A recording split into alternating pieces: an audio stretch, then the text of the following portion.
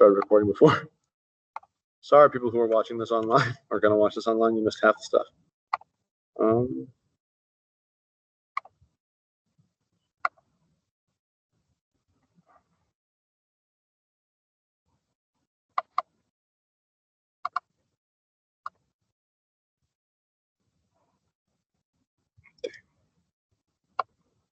one.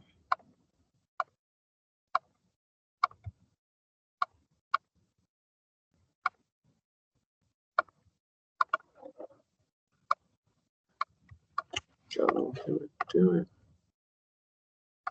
All right. So remember those sample.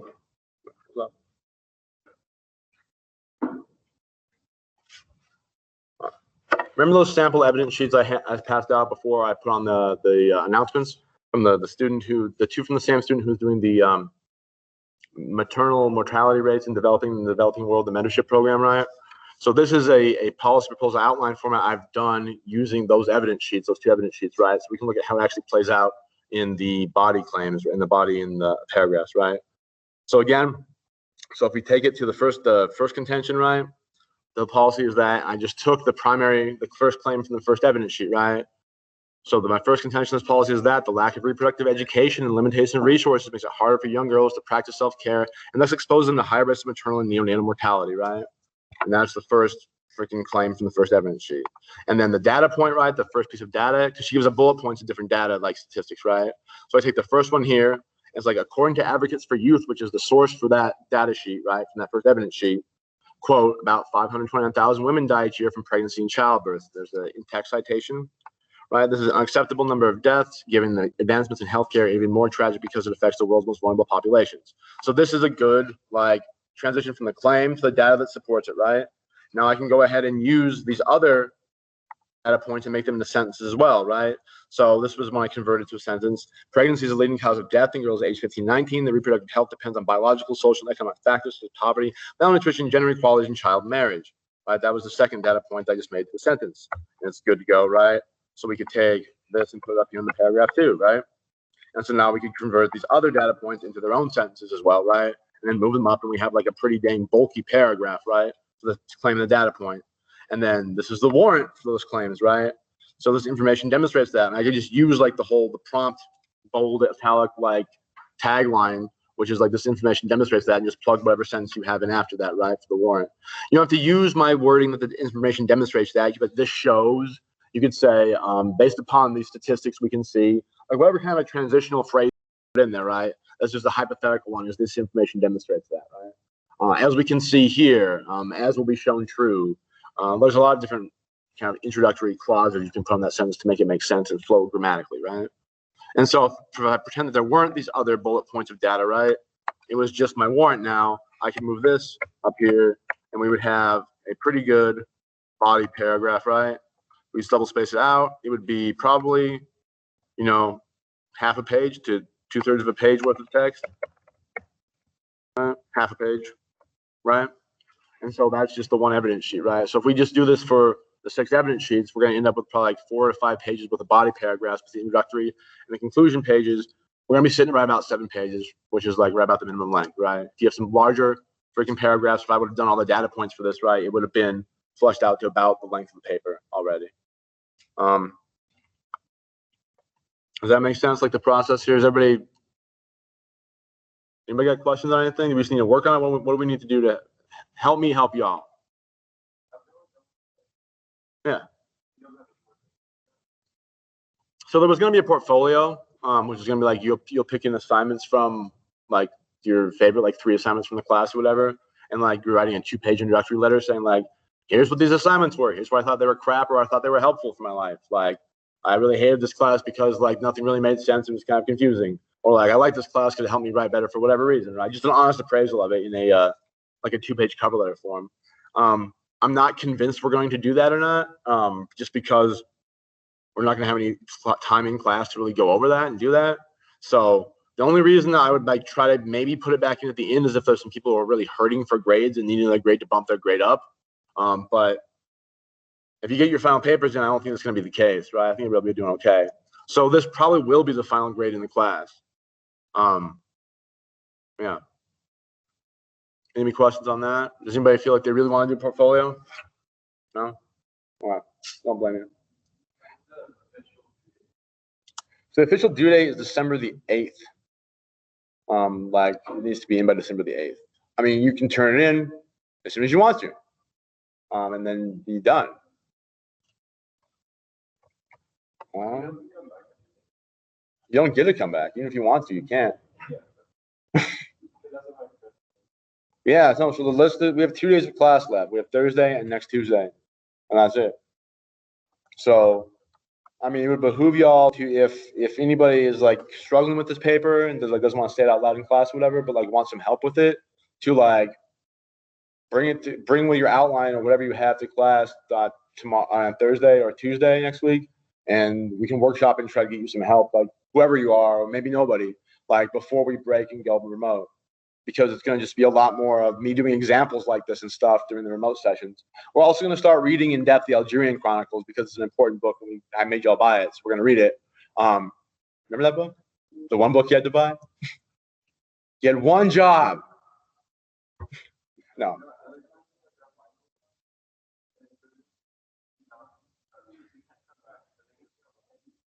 I mean, I presume they will be. Or, I mean, I don't know. Like, there's no final in any of my classes because I teach literature, and so, like, there's final essays is all. But I think for some classes, people do all the finals remotely. There's like this new browser thing they had us like download that's like, crazy. Yeah, it was not even lockdown. It's this. Oh, so one thing too. Let me give you a word of warning too. So I don't know if anybody's in science or tech or math classes, right? There's this freaking browser they have that not only like makes it so it detects your activity that's outside of the window on your computer and it has to have a camera and a mic on at all times. Even if you don't have them actively switched on, it turns them on for you. There's also, it does this honeypot site things where if you try to use Google during that, even on an adjacent device, right, it will send you to a site that has answers to questions that are all wrong.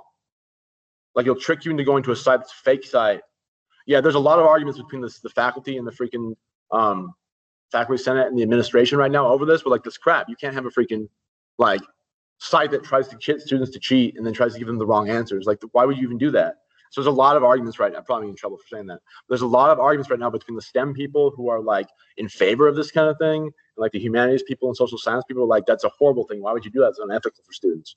Like I found this that it's unethical. Like you can't, like, first of all, you can't try to get students to freaking cheat. And if you try to get them to cheat, like you just give them wrong answers, then that's like flags them only for getting the wrong answer, but they got the wrong answer from the fake website, so they know they cheated. Like, just give them the damn test. Like, yeah, or it's like entrapment by the police, right? It's like somebody sitting like behind the stop sign with like their lights off late at night and there's nobody there. You're the only car on the road. You're like, I'm gonna run it, nobody's here, and then boom, they get you. I mean, so be aware of that if anybody's taking any kind of like science or math or I don't know, I guess what else, like chemistry, science, I guess. Any kind of like classes that use like an online testing system, especially this new browser thing. It's not locked down. I forget what it's called, but it's not cool, in my opinion.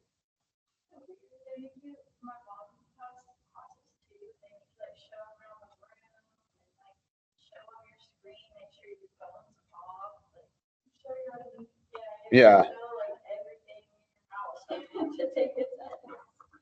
That's crazy, man. I just have like a sheet like around my head or like there's nothing here, and then like take it off. There's like 8 people there on other computers helping out. You have to, yeah, and your camera on too. What if you got like a little kid? I don't know. It seems crazy, right? Like, but I guess the point being related to that is like, other than just give you all some advice to like, don't be duped by that stupid crap. Like the browser's out to get you. Is like, we're not going to have anything after like for a final in this class. If it was a normal freaking semester, like at the end of the semester, we'd have like a day where I would break like our finals period, whenever that would be assigned, right? I'd make cookies and bring them in, and we'd have punch and cookies and like maybe watch some movie or just shoot the crap for a minute, and my son would come in and like to be a good time. So I'm very sad that we don't get to do that. I do that for all my classes every semester except for this freaking year. So hopefully in the spring, that'll be a potential possibility. So so I guess maybe just a couple announcements then before we start going into the Algerian Chronicles. If nobody has questions on paper or anything, if everything is pretty like, no matter what stage you're at of it, like everything is straightforward enough. Yeah. I know you're a rebel, Kaylee. Yeah, I have your paper. What? The what? Yeah, well, I don't know if it's on my Canvas. It's on my Kindle, I think. Let me see. How do I do this? I don't think you all can access it. Maybe if you can, that'd be cool. I don't think you can though, because it's on my Kindle account. So like, you have to log into my Amazon and do it. If you've got my Amazon login, then probably. But I don't think you do. You don't reordering crap on Prime. Like here's okay. So here it is on my Kindle. I have to share the screen. I hate this. Teams is gonna be a crap show, man. Like, when it's just Teams, because y'all aren't gonna be here to be like, hey, I can't see anything. You're like, damn. My microphone? I think oh, that's okay. That's on that one. So like, yeah, that computer right there is just an extra person in that just showing on the big screen what everybody else can see from Teams. My microphone, I think, is not muted. I hope not.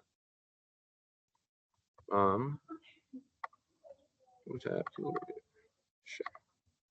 All right, so now it should be my Kindle reader, right? Well, there we go.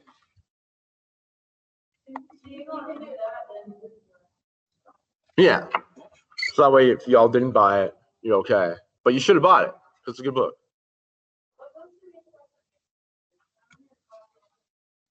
So actually, that's a question. Is like I might. Okay, so I guess announcements that I might or might not be teaching that class next semester. There's. Oh, we're gonna use Algerian Chronicles because I said the first day of class, I'm like, you only need to buy one book. I'll give you those in PDF. Well, that's good on you. Sorry. I think the syllabus said like don't buy them, didn't it? I don't know. I'm gonna check that. They weren't that expensive. I'm sorry. I was trying to save you all some money. No, they're not. Don't ever buy them from the bookstore. That's my first piece of advice. What are you saying, Kayla?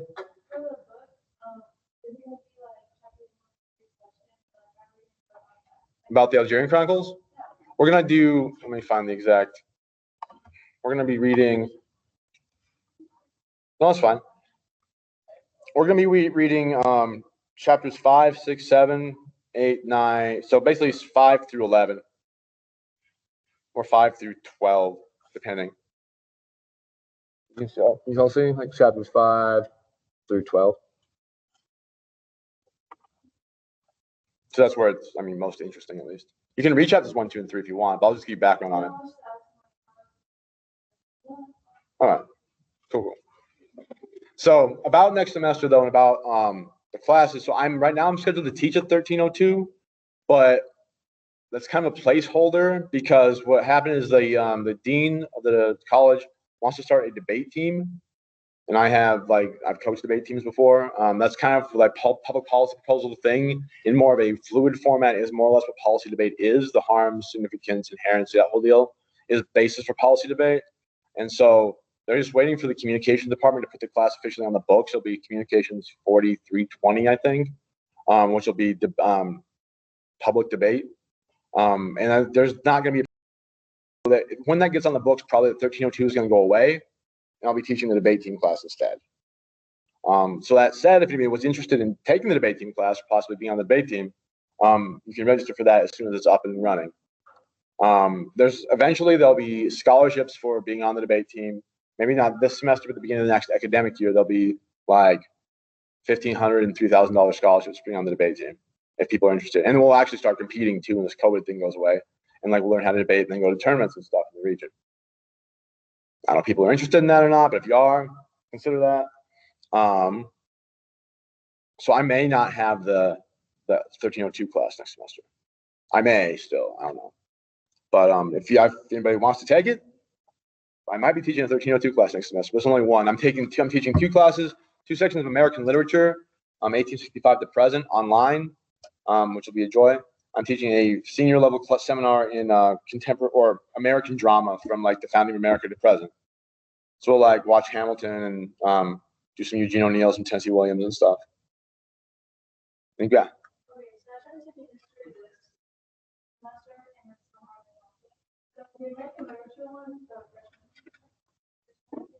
I think it's a freshman and sophomore level class, I believe. Oh, oh really?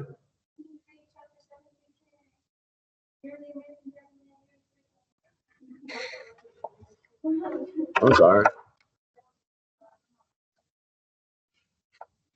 Well, okay. So sorry. Another thing that reminds me of that I meant to do, and I need to do this while y'all are still in class. So we can like take. Everybody have a device of some kind with you. All right. I'm supposed to give time in class for freaking students to fill out the evals. I forgot that earlier today. So y'all can go on the eval thing. I'm not. See, I was kind of ticked too because they're like, your students all have evals. Have them do them before they leave. It's supposed to be a link on your Canvas site on your homepage. Yeah, the course evaluations. All right, cool. So has anybody here not done it? If you haven't, that's fine. I'm supposed to give people class time to do them. So if anybody, let me talk to people on TV Land real quick. Let me find these people again. Hey, people on TV Land.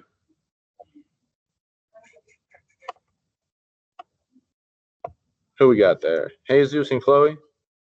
Hey, Jesus and Chloe out there in TV Land. There are course evaluations that are up on the Canvas site on the homepage. There's a link. Apparently, you got an email as well. If you can go ahead and take like 5 minutes, 10 minutes to fill it out. 2 minutes. All right. Well, to take however long it takes to fill out the course evaluations, if you could take some time to do that before we go into the Algerian Chronicles, that'd be helpful. That way we don't have to remember to do it next time around. If you already done it, well, good. Maybe we'll get a cup of coffee or use the bathroom or whatever while other people doing the course evaluations. And after that, we'll go into the Algerian Chronicles and sort of a paraphrasing writing assignment we're going to do in class following the course eval. So go ahead and knock that out real quick, and we'll be back in like 5 minutes to start with the Algerian Chronicles and the assignment. Cool? Cool. You can text in the freaking chat box if you're not cool or if you have a question about that, Chloe and Jesus.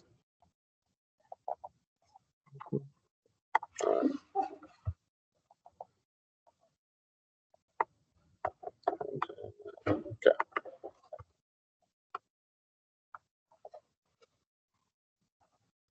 So who here is doing the course evals right now?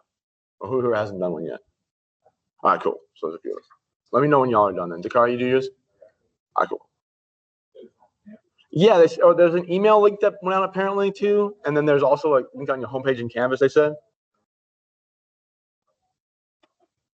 Like I was like, well, where is it? Can I share the link on my like Canvas site? They're like, we can't give you that. I'm like, the hell? Like every other college I taught at like helped you like get students to do it.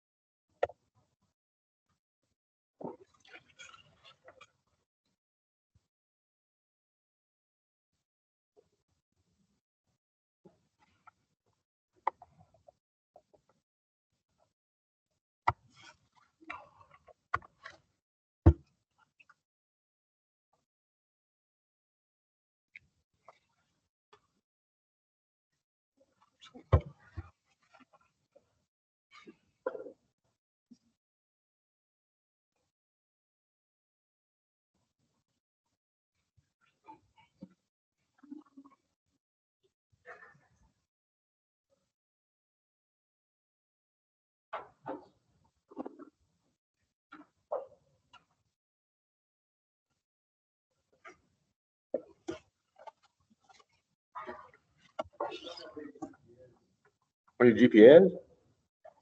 If this is your first semester here, you won't have one yet. Like after the semester's over, they'll calculate your GPA, I think. I mean, you can take whatever like your grades in the classes are, right? The number of credit hours you have, and divide that by divide the number of credit or an A is worth 4 points, right? B is worth 3, C is worth 2, and then you kind of take each of those grades times how many credit hours the class is, right? And then average that all together. So if this class you got an A in, right, that'd be 3 credit hours at a 4.0, right? So you have like 12 points for this class, right? If you got a B in your math class, it'd be 3 credit hours at a 3.0, so it'd be 9, right? And you add that all together and divide by your classes, and that's your GPA. There's like a freaking app that does it for you, easy. Yeah, I don't have that extension, but yeah. People getting close. Only a couple of minutes. Y'all already do the evaluation thing? All right, cool. Thank y'all. Whenever people are done, we'll proceed.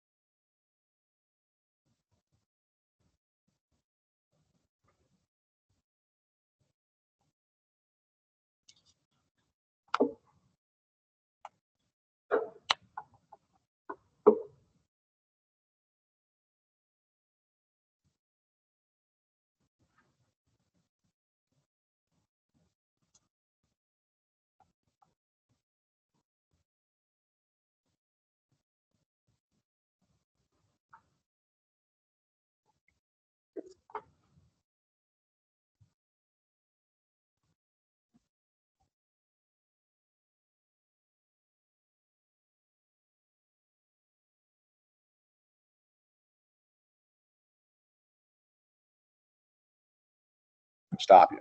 I'll take as long as you want to.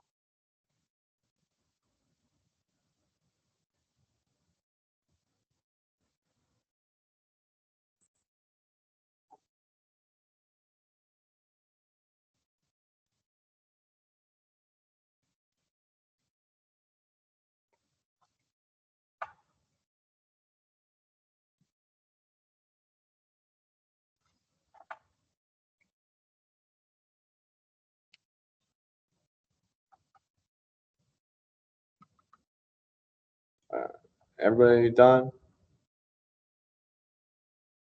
Anybody still working on it? Yeah, okay, sorry. You sure? Okay. Well, I'll give you a second because I'm going to give instructions for something we're going to do in class right now that probably you won't pay attention to. So there's I'll just some background, I guess. So there's an assignment I've done in past semesters, right, where we take these portions of the Algerian Chronicles. So this is like later than we're going to start reading, right? So just take this as its own kind of thing. We'll cover this again in order when we get to here, when we start reading it just as a book, right? But there's a exercise in English where you kind of are like a literary vulture, right? Like you kind of go through a text written by somebody else that you think is like they have good writing style, right? That their grammar is good. They have interesting word choices, right? They make things that are very like lively writing style. And you go through and you don't plagiarize, because plagiarism is what? What's plagiarism? It's taking somebody else's ideas, right, and attributing them to yourself or not attributing them at all, right? Pretending that they're your own original thoughts and they belong to somebody else, right? So that's different than like mimicking a style. The mimicking a style is like you take the structure of a sentence, right, or you take the structure of a paragraph, you take the ideas out of it, right? So it's not their ideas that you're saying are yours anymore. You put your ideas into it. So it's kind of like the reverse of plagiarism in some ways, right? Now, I've done this assignment because I think Camus does a very good job. He's the author of this book of writing about public policy matters or things that are like data and freaking governmental operations and how things should be changed with the distribution of grain, right, in a foreign country.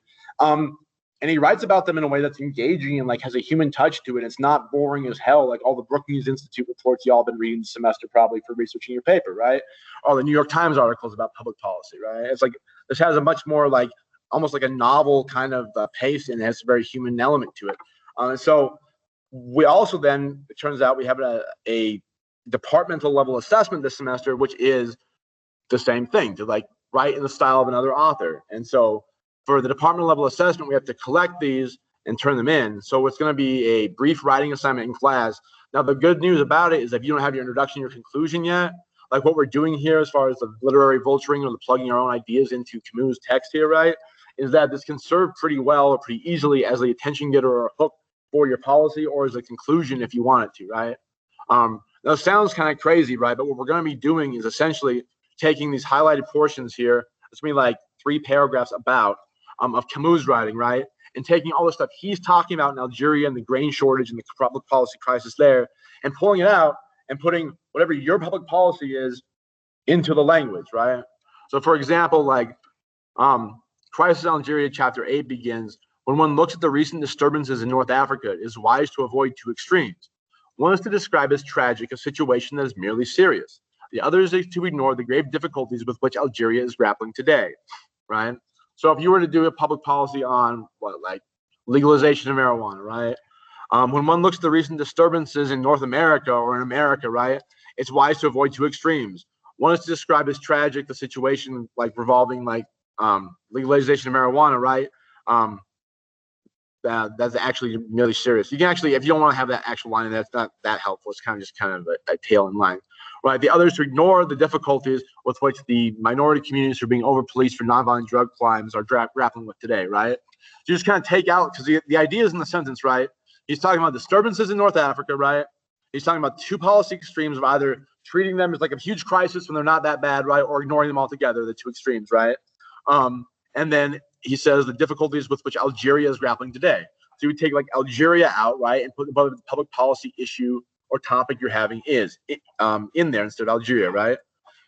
So for example, so you could go to the sentence here, right? So say like, I guess, yeah, we do it this way. So you could say, like, to adopt the second measure right here would be to continue to widen the gap that for so many years has separated the metropolis from its African territories, right? So we'd say then, right, if you were talking about like a divergent policing community aspect or like the idea of the incarceration of minorities or policing minorities because of marijuana, nonviolent drug crime or nonviolent drug crimes in general, right? You could plug that idea right into this sentence too, right? Would be continue to widen the gap that for so many years has separated, like the metropolis means like the big city, right? So that it has separated like minority communities and over policing from the other suburban areas in America, let's say, right? Or what's somebody else's public policy? Somebody shout out your policy. I'll do an example, put it in here. You have, what does he have? Right, okay, no extortion warrants, right? So to continue to widen the gap that for so many years has separated like the individuals who get like separated like the use of Fourth Amendment rights, right, or have separated whatever your topic is and the problem is, right, you just plug into that sentence, right? In either case, one would be opting for a short-sighted policy that's harmful to American civil liberties for no-knock warrants, right? Instead of French interests as to Arab ones, the short-sighted policy is harmful to American civil liberties as it is to like the government's accountability or to trust in the governmental system or trust in the police force or whatever, if you're doing no-knock warrants, right? So basically what we're going to do is we're just taking the paragraphs, right, and taking out his ideas, but taking his language there and plugging in your public policy ideas, okay? There's another couple places we can look at in the later on in this chapter, which I'll go to next, where we can maybe have a better structure to put our ideas in as opposed to this first couple paragraphs. But basically the idea is, right, we're going to be doing in class, so pull up a Word document on your computer or freaking a pencil and paper if you have it. This is like something we have to do. Like we're going to do like a paragraph of writing the style of Albert Camus with our public policy ideas inserted in it. I was going to do this just as an example, but until it became a departmental assessment that we have to do. We got notified of like last week. So I'm going to need y'all to play along for the last bit of this class, okay? All right. So actually down here on this page, this one might be more helpful for people to happy with. Okay, after this little line here, right? Can y'all see that okay? But before going into detail about the North African crisis, y'all see that? It's pretty small. Huh? Yeah. Yeah, they literally, yeah, that's the assignment Dropbox for this, yes, man. So yeah. So basically what I want y'all to do now is like pull up a freaking Word document. And like if you don't own a copy of the Algerian Chronicles, it's very much suggested you do this right now in class so that you can find the words you're gonna be paraphrasing, right? And so all you need to do is pull up a Word document or pencil paper and more or less just copy down the paragraph, putting your public policy stuff in there. I'll do some more examples of it. We'll go through it. And then turn in either like the Word document or like a picture of your piece of paper you've handwritten or whatever to that Dropbox on the Canvas site. Literary Vultures, Camus, paraphrasing, right? All right, everybody know what that Dropbox is? Everybody can see that Dropbox on the Canvas site under assignments? All right. All right. So this paragraph right here is probably one of the better ones to freaking choose. So he's giving the background, right? So back to me, give you some background for the book actually first, so you know kind of what the context and everything is here, okay? So in the 1930s, there was a conflict in Algeria, right, which is a French colony. Algeria is in the north of Africa, right? You have Morocco, Algeria, Tunisia, Egypt, and then like the Côte d'Ivoire on the east coast of Africa, right? And these are traditionally, after the Islamic conquest, right? These are largely Arabic speaking and half Muslim, half like pagan animist, partly Christian parts of North Africa, right? France made Algeria a colony in the late 1800s. So in the 1930s, the Algerians had just helped France fight World War I, and between the war years, right? A large contingent of Algerians were fighting in the trenches in France against Germany and against the Ottoman Empire as well. And then there was a huge famine that struck Algeria because there was a big drought, right? And so there were a lot of starvations, a lot of riots that started happening because the French people who were in Algeria as the colonists, right, were not distributing grain equally. So there's a lot of civil unrest, a lot of starvation, a lot of hunger uprisings, right? And Albert Camus he's French nationally, right? But he was born in Algeria, so he's from Algeria. He's a white French guy, but he like feels a connection to Algeria. Okay, this is bullcrap what France is doing here, man. And not only that, but like the fact that like people in Paris, because the news media wasn't covering what was going on in Algeria, had no clue about how the Algerians were being treated, about what was going on in one of their colonies, right? And so he decided to travel to North Africa for like 3 weeks and go visit the whole country, all up and down the coast, and like the big cities to like the inland farms, to the lowlands, to the mountains, right? And see exactly what was going on. He interviewed a whole ton of people and just kind of came back with more or less what he hopes or he says is like an objective report of what was going on there, right? And trying to raise attention for the crisis, as well as suggest some possible solutions to the hunger and starvation that was going on there, right?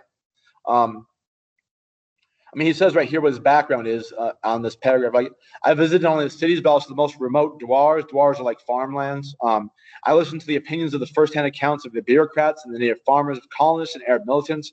A good policy is, first of all, a well-informed policy. Of course, a survey is just that, a survey. But if the facts I report are not new, they have been checked. Therefore, I hope that they can be of some use to those charged with coming up with a policy that can save Algeria from spinning out of control, right? So he's not like proposing a policy yet, but this is the whole background to like why he thinks a public policy change is needed in Algeria. So here's maybe where we can start looking at plugging our own policies in this next paragraph, right? So before going into detail about the North African crisis, however, it may be useful to dispose of a certain number of prejudices. To begin with, so that first little blip right there, right? If you want an introductory paragraph, there's not a bad place to start with an attention getter or hook to copy this kind of language, right? So before going into detail about the opiate crisis, about the crisis for child sex trafficking, about the election recount crisis, the election fraud crisis, the transition crisis, about the crisis of the border, about the crisis of police brutality, about the crisis of racial profiling, right? Whatever your topic is, right? If you think it rises to the level of crisis, which most things do, otherwise we wouldn't be writing policies about them, right? You can use that. So before going into detail about the crisis of police brutality in American communities today, right, it may be useful to dispose of a certain number of prejudices, right? Which is basically saying that, okay, you think certain things about what you know about police brutality, or what you know about legalizing marijuana, what you know about the border, what you know about opioid addiction, right? Or no-knock warrants. Like, you think you know this, but wait, let's go ahead and flip the script and tell you some more than you probably know, right? That's what he says by dispelling a certain number of prejudices, right? As well as with certain topics we're covering today, right? Like, prejudices are like things that we think are like unconscious biases, right? That, like, okay, I think that, you know, the opioid epidemic's not that bad. Like, man, people overdose on drugs. It's not that bad, right? It's like, well, here's actual numbers. Like, oh shit, like I had a prejudice against thinking the opioid epidemic was that bad, right? Because I didn't want to deal with like the numbers in my head, right? So that's what that means.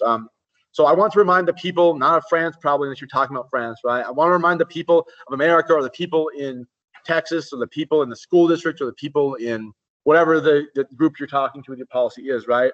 Of the fact that, he says, of the fact that Algeria exists, right? So he's trying to say with that, right, that like Algeria is a French colony, and y'all don't even remember it, right? Like, you're in Paris doing whatever you're doing in the government, and you forget that there's even a problem there, or that the nation is even there, right? And so you could use the same kind of language to talk about your public policy, right? So I would like to remind people that the war on drugs still exists. Incarceration of minority individuals at a higher rate than white people exists. That police brutality exists. That victims of no-knock warrants exist. That whatever, again, your public policy is, whatever the harms of that are, right, still exists. Does that make sense? So you can plug that in there, whatever it is. By this, I mean that exists independent of France, and its problems have their own particular texture and scale. I mean that Algeria is a different place than France, and France solutions for Paris won't necessarily work in Algeria. The same thing functions for our public policies, right? I want to remind you, mean that Texas exists independent of Washington, D.C., right? Or that the marijuana growers in Colorado exist independent of Washington, D.C., or the school district in Odessa and Ector County exists independent of freaking the Texas system, or the United States Department of Education, right? Like, whatever level your policy is affecting on, right, you can talk about it in those terms too. You can say, by this, I mean that that police brutality exists in a separate way than is usually portrayed in the news, or that is usually covered in suburban neighborhoods, or whatever it is, right? You just change the scope to focus on specifically what you're talking about in your policy. And that the problems of like education in Texas, or of no-knock warrants, have their own peculiar texture and scale. Hence, one cannot resolve those problems by following the metropolitan example. What he means by that is France, right? France is the metropolis, the big city is the metropolis, right? So saying you can't solve problems in rural Texas the same way you solve problems in Washington, D.C. or New York City, right?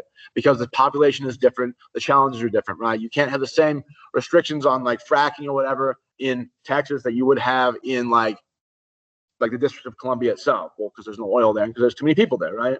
Like the same idea, there's a localized example is better. All right. One simple fact will illustrate what I mean. All French school children, so obviously you wouldn't say French school children, right? All whatever, like United States, all college students, all Americans, whatever, learn that Algeria, so learn that whatever your policy is about, right, falls under the jurisdiction of the Ministry of the Interior and consists of 3 departments. Administratively, that's true. In fact, however, those 3 departments are the size of 40 typical French departments and have a population equivalent to 12. So it's kind of confusing what he's saying there, but what he means is that in France, right, you have like a bunch of counties or states or you know, municipalities, right? And they call them a department, which is like department, right? And so what that is, it's like you have like a mayor of the department, right? And you have like a city police for the department.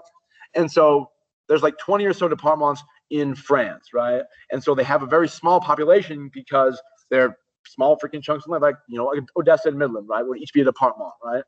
But like in Algeria, there's only 3 departments. Algeria is like 7 times the size of France, right? And so even though you only have 3 departments, right, it'd be like saying, okay, in France, in Paris itself, right, the department would be Odessa and Midland, but like Algeria, 1 department would be the whole state of Texas, right?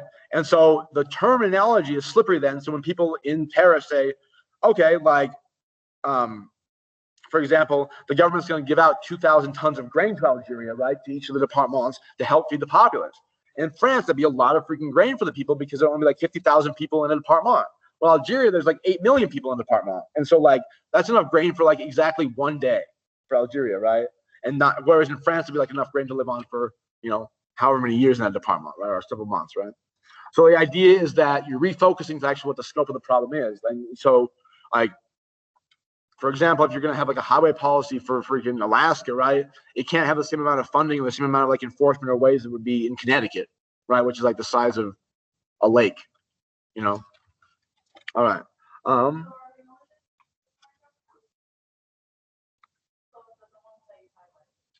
So it's really up to you. You can do either of the ones I highlighted. I think this one probably fits better as far as using it as like an intro paragraph. If you've done both of them, that's fine too. The writing exercise is just like a paragraph length thing. So if you've done both of them, that's cool. But if you just, yeah, no, I mean, this one, if this one hits you fine, you can do this. I was just doing kind of an example, but this one right here, the before going into detail, I think probably is the easier one to do policy in the way it's structured. And it also would make a decent introductory paragraph for anybody's paper, probably, or the attention getter hook thing. You know what I'm saying? So you can do either or. I think the second one's probably the easier target. If somebody's not really tickled with either of these, there's another one we can look at too, that will provide a better example. Do you want to look at the third one right now, or we have enough to do the exercise? If I leave this up so you can copy it down, or who wants to do the third one right now? No? All right. So people want me to keep the second one here on the freaking screen, like this first bit and that bit, or because if you're like paraphrasing, right, you're probably gonna like write down the words that are up there, and then like that paragraph, you like put your public policy with his words up there, right? So you probably want to know the words he wrote down, right? Unless you're all ahead of me and already have it all written down. So like what it would look like, right, is like the writing exercise would literally be, I'd be like, before going into I would write down like before going into detail about the opioid epidemic, right? It may be useful to dispose of a certain number of prejudices, period. To begin with, I want to remind people that opioids are a problem. I want to remind people that the opioid epidemic exists, that the Rust Belt exists, that Middle America exists, whatever like words you want to use there, right? That the opioid crisis exists in the Rust Belt, period. By that, I mean it exists independent of Washington, D.C., and the politicians and drug companies are trying to push opiates on, you know, people in quarantine who are out of work or whatever, right? Period. The problems within in Odessa, Texas, right? I mean, the opioid problem have their own particular texture and scale, period.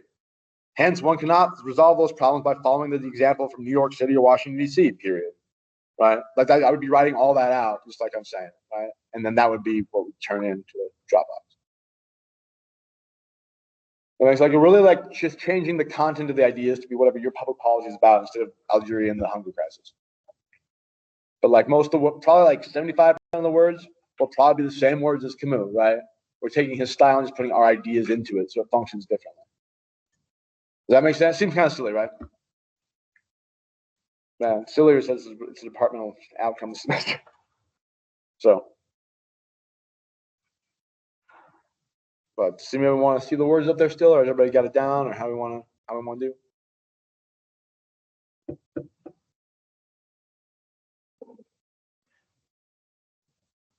Can you even read those, or are those too small? Yeah. All right.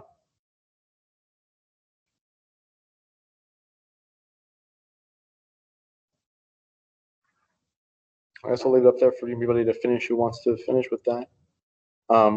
For Thursday, we're going to be reading the Algerian Chronicles like in order, not just like random segments, right? So we'll be starting off with.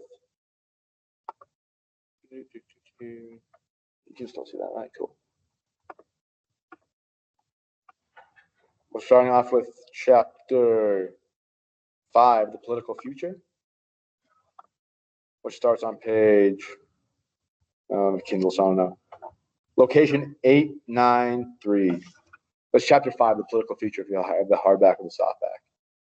And it's about the economic crisis that's facing Algeria following the famine, right? It talks about why the politics have gotten out of control. So if you own a copy, read chapter 5. If you don't own a copy, find a way to read chapter 5. The library's got a copy, I think. I don't know if y'all are even allowed in the library anymore because of COVID or whatever.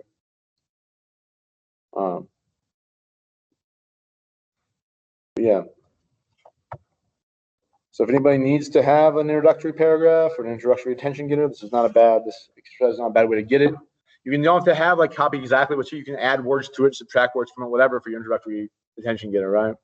But if you have, for example, like this bit from Camus that you've retooled to be your public policy, and then you have the attention getter that we've worked out today in class, right, where it's just those harms from the plan sheet and the plan itself, you have a pretty robust introductory paragraph right there, right?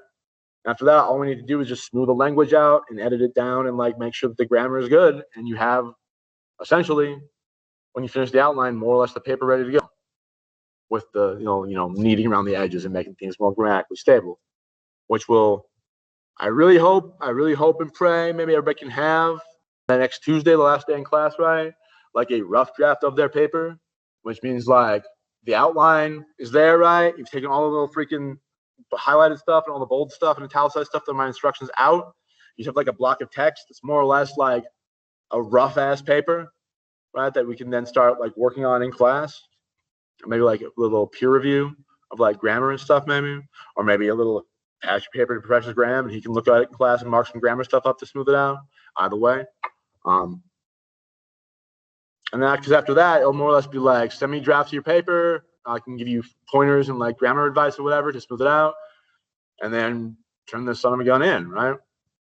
So I'm happy to look at people's drafts of stuff too before it's due, like ultimately. So don't think that if you don't have it perfect by the time we get out of that in-person class that you're screwed or whatever. Like, well, I'll help you edit it out, but it's a lot more dicey after we go remote, because y'all probably traveling and eating turkey and doing crazy cool Thanksgiving stuff, eat pumpkin pie or whatever. Yeah.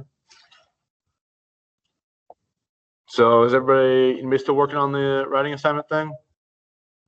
Yeah. All right. So I'll leave it up.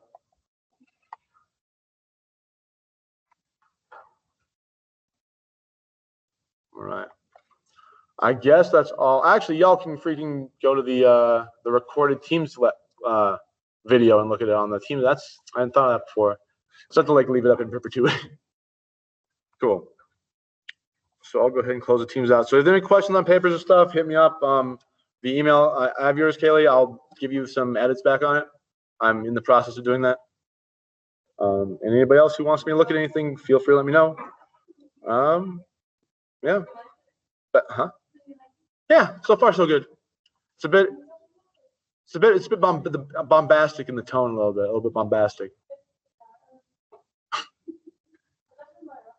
Yeah, oh, I know. That's why I'm marking it up and not just failing. I'm just joking. No, you're fine. Yeah, so I'll give you comments back on it, and you can.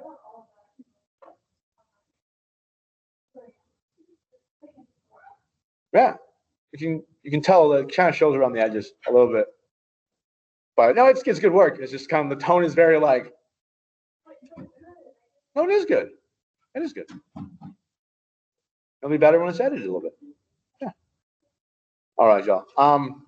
That's all I have for today, y'all. Get those outlines done and turned in so I can look at them, and get the outline scaffolding pulled out so we have more or less paper that I can start editing, working on. We'll get these things done and over, and then this crazy COVID semester will be done. And hopefully by next semester we have a vaccine or something. I don't know if I'm going to take it. I don't trust that. I'll swear my motorcycle helmet everywhere. All right, y'all. Have a good Tuesday. We'll see you on Thursday. If y'all have friends who are not here today but should be here, tell them to do the course review or whatever, and to do this writing assignment too. Tell them to look on the course site. I'll send emails out to people too, but